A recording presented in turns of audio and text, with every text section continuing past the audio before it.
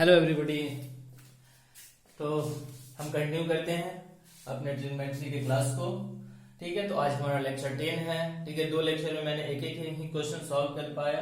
थोड़ी सी कुछ प्रॉब्लम थी, कुछ काम आ गई थी इसलिए। ठीक है, फिर भी आज हम लोग कंटिन्यू करते हैं। तो आज हमारे एक क्वेश्चन है जो क्या है 4x tan 15 cot 16 dot cot 54 dot tan 75 equals to 36।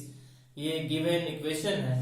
Find the value of x, हमें x की वैल्यू को फाइंड करनी है। ठीक है, तो हम इसको सॉल्व करते हैं बिना टाइम को बर्बाद किए हुए। ठीक है, तो सारा फॉर्मूला हमने आपको पढ़ा दिया है लेक्चर 1 से लेक्चर 7 तक में। उसके बाद मैं क्वेश्चन बना रहा हूँ लेक्चर 8, 9 और आज ये 10 है। तो हमें x, तो जो इक्वेशन जो दिया हुआ है वो आप पहले लिख लो। 4x tan 15 into cot 36 into cot 54 into tan 75 equals to 36। ठीक है, तो अब देखिए, अब हमें यहाँ पे ये x की वैल्यू हमें फाइंड करनी है। तो मैंने आपको बताया था कि ये जितने भी ऐसे जो क्वेश्चन बनते हैं ना, वो आपको ट्रिग्नोमेट्रिकल कॉम्प्लीमेंट्री एंगल के बेसिस पे बनते हैं। ठीक है, वो जो कॉन्सेप्ट है। और trigonometric ratio of complementary angle में मैंने आपको बताया था कि यदि ये पेयर जिसे 4 दिया हुआ है ना, तो आप इसमें देखिए कि पेयर बनाइए 90 डिग्री का, मींस कॉम्प्लीमेंट्री एंगल का पेयर बनाइए। तो यहाँ पे आप देख रहे हैं यहाँ क्या 15 डिग्री है, यहाँ पे क्या 75 डिग्री है। आप इन दोनों को साथ में रख लो, tan 15 degree into tan 75 degree, और फिर ये cot 36 डिग्री इंटू cot 54, ये भी 90 डिग्री हो जाएगा। इसको साथ में रखो। अब आप क्या करो कि आप इन दोनों में से किसी एक को आप चेंज कर दो cot के टर्म में। तो हम इसको लिख सकते हैं 90 माइनस 75, ये हो गया tan 75, और फिर वैसे ही आप इसमें से किसी एक को चेंज कर दो, तो हम इसी को कर देते हैं। तो ये हो जाएगा 90 माइनस 54 आप करोगे तो क्या हो जाएगा, वो 36 डिग्री हो जाएगा, इक्वल टू 36। ठीक है, 36 है। ओके, अब यहाँ पे अब देखो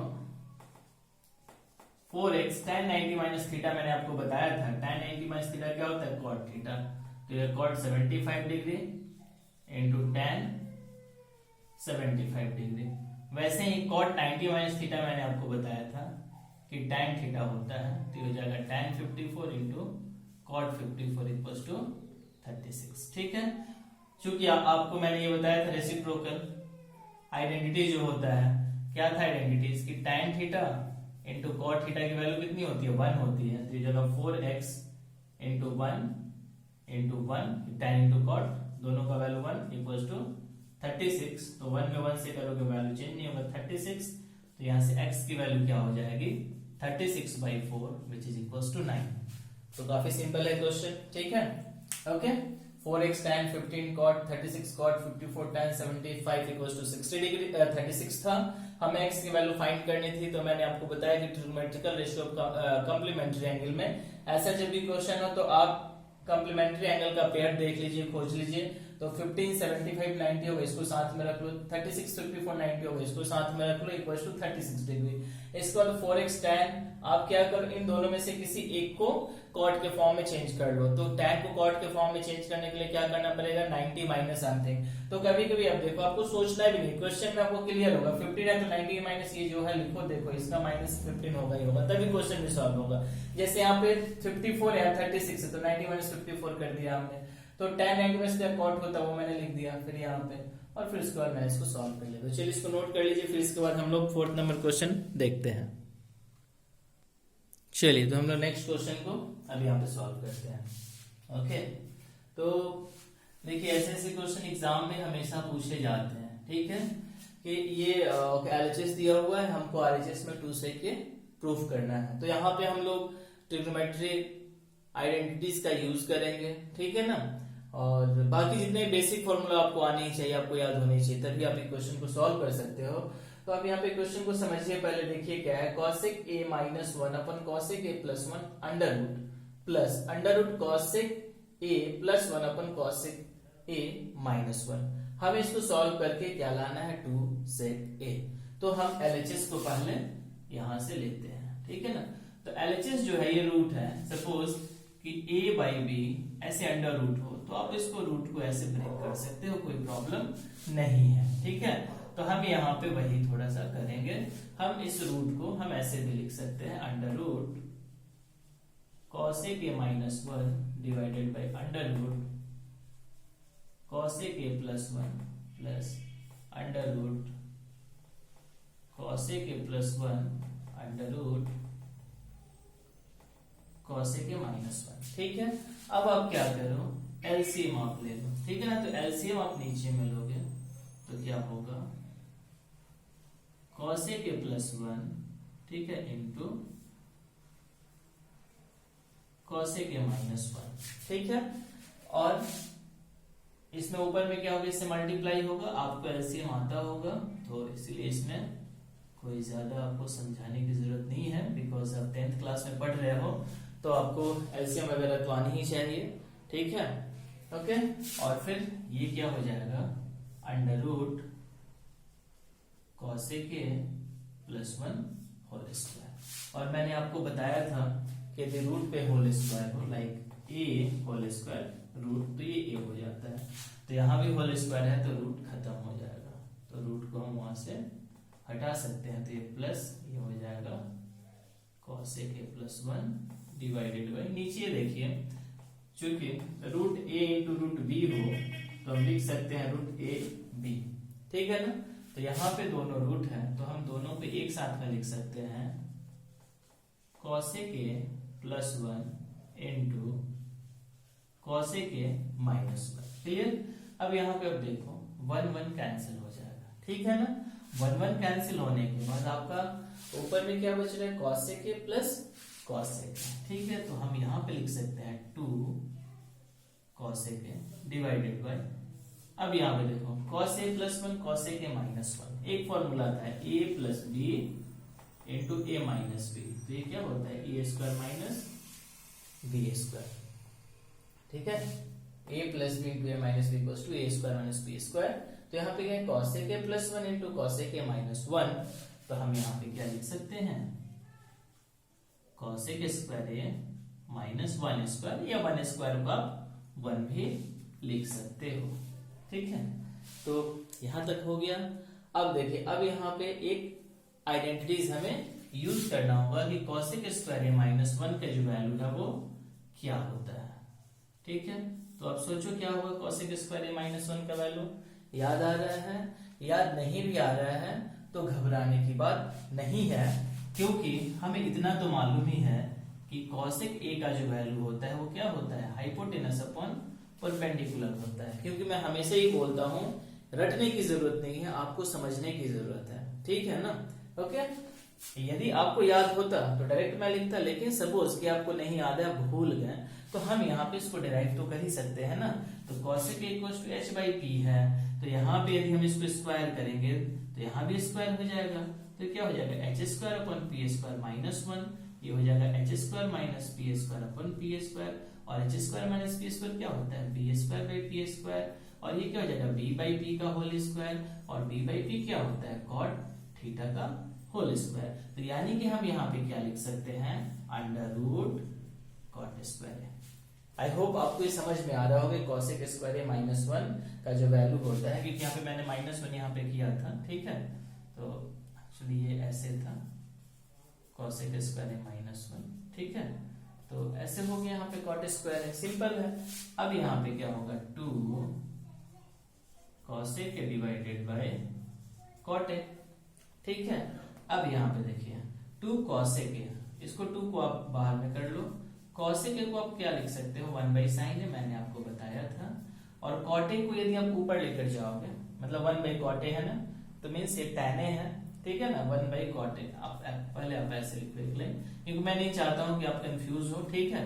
सब चीज क्लियर होनी चाहिए, थोड़ी समय लगे, हमें कोई आपत्ति नहीं है, हमें समय देने में, ठीक है। और यदि मुझे कोई दिक्कत नहीं है समय देने में, और तो फिर आपको भी आई होप दिक्कत नहीं होगी। 1 बाई tan को हम क्या cot a को लिख सकते हैं tan a, 2 1 by sin a into tan a को आपको मालूम है tan a क्या होता है, sin a by cos a, यहाँ से कैंसिल हो गया, क्या बचा 2 बाई cos a, और 2 बाई cos a को क्या लिख सकते हैं, 2 बाई sec a, तो ये हो गया RHS।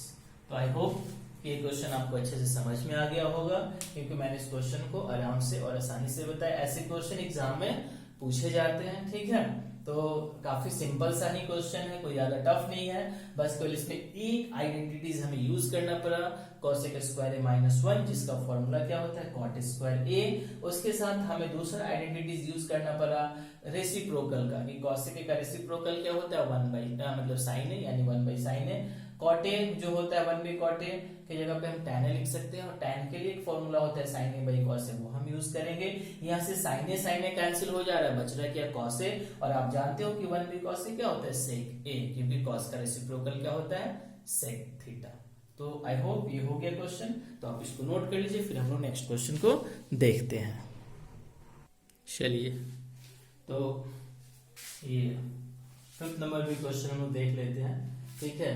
और आज ये मेरा ट्रिग्नोमेट्री का जो भी फॉर्मूला था या थियरी था, ये क्वेश्चन था, जो बेसिक कॉन्सेप्ट जो होता है ट्रिग्नोमेट्री का, वो आज मैं इसी लेक्चर के साथ आज मैं इसको खत्म करूंगा, ठीक है। इसके बाद 1-2 लेक्चर और मैं आपको पढ़ाऊंगा, जिसमें हम लोग ट्रिग्नोमेट्री के application height and distance chapter के बारे में हम लोग पढ़ेंगे। 1-2 या 3 भी लेक्चर हो सकता है जरूरत के हिसाब से, लेकिन जो बेसिक जो है कॉन्सेप्ट ट्रिग्नोमेट्री का, ठीक है ना, क्लास 10 वाले बच्चों के लिए या जितने भी कंपटीशन वाली एग्जाम होती है उसमें भी जो ट्रिग्नोमेट्री होता है वो क्लास 10th लेवल तक की ही पूछी जाती है।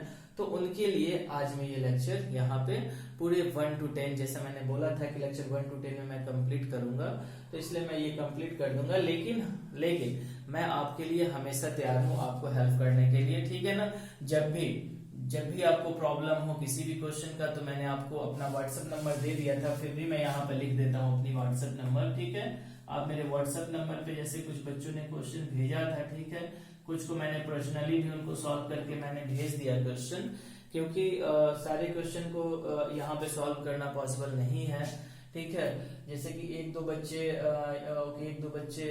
केंद्रीय विद्यालय के बच्चे थे जिन्होंने क्वेश्चन भेजा था मुझे कि कुछ डाउट है उनको, ऐसे वो बता रहे थे कि सर ये हमारा 2nd टर्म के सिलेबस में है, ठीक है, हाफ ईयरली के बाद है।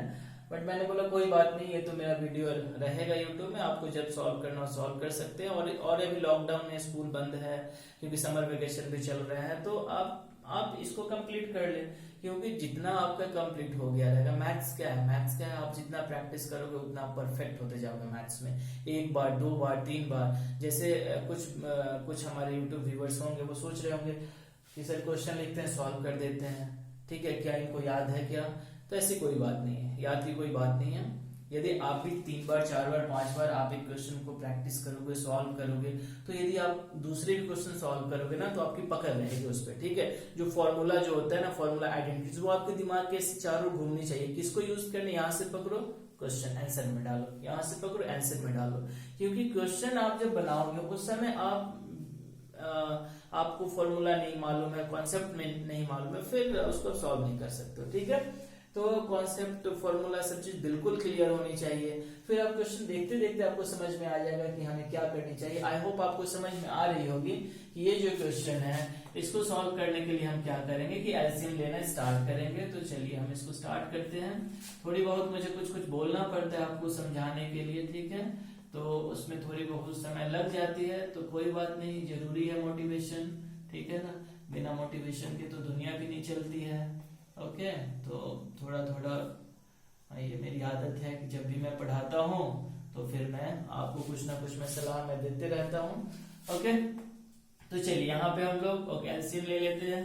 तो एलसीएम यहाँ पे क्या हो जाएगा, sign A minus cos A into sine A plus cos A, और ये ऊपर में क्या हो जाएगा, sign A plus cos A whole square plus इधर हो जाएगा sign A minus cos A की होल स्क्वायर, ठीक है। अब आप फॉर्मूला जानते हो, a प्लस बी की whole square, a plus B whole square क्या होता है, A square plus B square plus 2ab, कहीं कहीं ये भी लिखा रहता है A square plus 2ab plus B square, कोई बात नहीं है, दोनों सेम है, प्लस है तो कोई टेंशन नहीं है। तो यहाँ पे sign A plus cos A का होल स्क्वायर है, तो आप इसको लिख सकते हो sign square A plus cos square A plus 2 sine A into cos ए, हम लिख सकते हैं ना, साइन ए इंटू कॉस ए, फिर यहाँ पे प्लस की साइन है, प्लस लिख दी। अब इसको भी लिख देते हैं A minus B whole square. यदि आपकी माइनस होती है A minus B whole square तो ये हो जाएगा A square plus B square minus 2ab होता है तो ये हो जाएगा sine square A plus cos square A minus 2 sine A into cos A. I hope clear हो रही होगी आपको। और नीचे में देखिए A minus B into A plus B, ये क्या हो जाएगा A square minus B square. ठीक है, ओके। ए माइनस बी ए प्लस बी तो ए स्क्वायर माइनस बी स्क्वायर। यहाँ देखिए माइनस 2 साइन ए प्लस 2 साइन ए कैंसिल हो जाएगा। क्या बचा, इसको आप ब्रैकेट में कर लोगे आप, क्योंकि ज्यादा लिखने की जरूरत नहीं है बार बार। तो sign square A plus cos square, मैंने आपको बताया था sine square theta plus cos square theta कितना होता है 1, तो ये 1, यहाँ भी क्या हो जाएगा 1, और ये देखिए sign square A minus cos square ए जैसा है अब वैसे इसको लिख दीजिए। तो ये हो गया 2 upon sine square A minus cos square ए, और यही हमें प्रूफ करना था तो ये हो गया प्रूफ। ठीक है, तो कितना सिंपल है। बस केवल आपको क्या करना है, ट्रिग्नोमेट्री में आपको फॉर्मूला को अच्छे से समझना है, याद रखना है, उसके कॉन्सेप्ट को समझना है, कैसे फॉर्मूला है वो आपको जानना है, फिर आप सारे क्वेश्चंस में आराम से सॉल्व कर लोगे। तो इसको नोट कीजिए। ओके, तो आज मैं यहीं पे इसको रोक रहा हूँ, ठीक है ना। तो जो भी मुझे क्वेश्चन, जो भी आपके 4-5 जो क्वेश्चन मुझे मिले थे, ठीक है, उसको मैंने आज सॉल्व कर दिया, कंप्लीट कर दिया। अब मैं आपको थोड़ा होमवर्क दे देता हूँ, ठीक है ना। होमवर्क वो ये होगा कि आप एनसीईआरटी की जो बुक है उसकी क्वेश्चन जो भी है ट्रिग्नोमेट्री की क्लास 10 की वो आप बनाइए पूरे, ठीक है ना।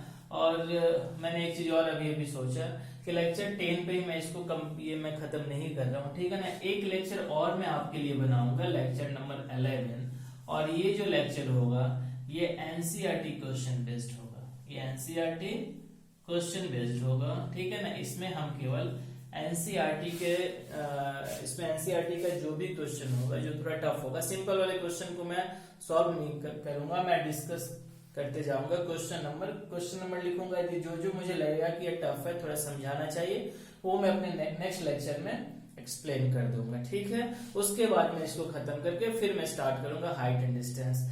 हाँ, एक चीज और है कि एक मैं पैरेलल, क्योंकि काफी सारे बच्चे का मैसेज आया, ठीक है, कुछ बच्चों का मैसेज आया कि सर पॉलिनोमियल से स्टार्ट कर दीजिए, पॉलिनोमियल्स में उनको प्रॉब्लम है, मतलब पॉलिनोमियल्स उनको पढ़ना है, क्योंकि ये शायद अभी जो फर्स्ट टर्म है उसका सिलेबस में है। तो मैं पॉलिनोमियल का भी एक ट्रिग्नोमेट्री के पैरेलल, ठीक है ना, पॉलिनोमियल का ही मैं यूट्यूब चैनल पे कुछ वीडियो में आपके साथ शेयर करूंगा अपना, जिसमें आपको पॉलिनोमियल को समझने में, पढ़ने में आपको कठिनाई नहीं होगी। और मैं चाहता हूं कि इस लॉकडाउन का आप भरपूर इस्तेमाल कीजिए, ठीक है। और लॉकडाउन को आप नेगेटिव में नहीं, लॉकडाउन को आप पॉजिटिव में लीजिए, क्योंकि आप घर पे बैठे हैं और घर पे बैठकर आप अपने मैथ्स को अच्छे से स्ट्रॉन्ग कर सकते हैं, ठीक है। और हम आपके साथ हैं, आपके कदम से कदम मिलाकर चलने में हम आपका साथ देंगे इस लॉकडाउन में। तो आप घर पे बने रहिए, स्वस्थ रहिए, सुरक्षित रहिए, ठीक है, और मैथ्स के क्वेश्चन को सॉल्व करते रहिए। और मैं आपसे जरूर बोलूंगा कि होमवर्क जो एनसीईआरटी बुक की 10th क्लास की ट्रिग्नोमेट्री का चैप्टर आप ओपन कीजिए, क्वेश्चन को सॉल्व कीजिए। यदि आपको उसमें क्वेश्चन कोई नहीं बन रहा है, आप क्वेश्चन मेरे व्हाट्सएप नंबर जो कि आपको मालूम है 7070102115 पे आप भेज सकते हैं, या मेरा जो ईमेल आईडी है, ठीक है, उस पे भी आप शेयर कर सकते हैं ranjet2k746@gmail.com, ठीक है, आप इस पे भी भेज सकते हैं, ठीक है। तो आप या तो आप मुझे व्हाट्सएप मैसेज कर दीजिए, या तो आप मुझे मेल कर दीजिए, मैं आपके क्वेश्चन को सॉल्व करके आपके चैनल के माध्यम से आपके पास में पहुंचा दूंगा, या आपके पर्सनल नंबर पे मैं भेज दूंगा। यदि मुझे ऐसा लगा कि ये यूट्यूब चैनल पे कोई जरूरत नहीं है डालने का, तो मैं आपको आपके नंबर पे इसको सेंड कर दूंगा।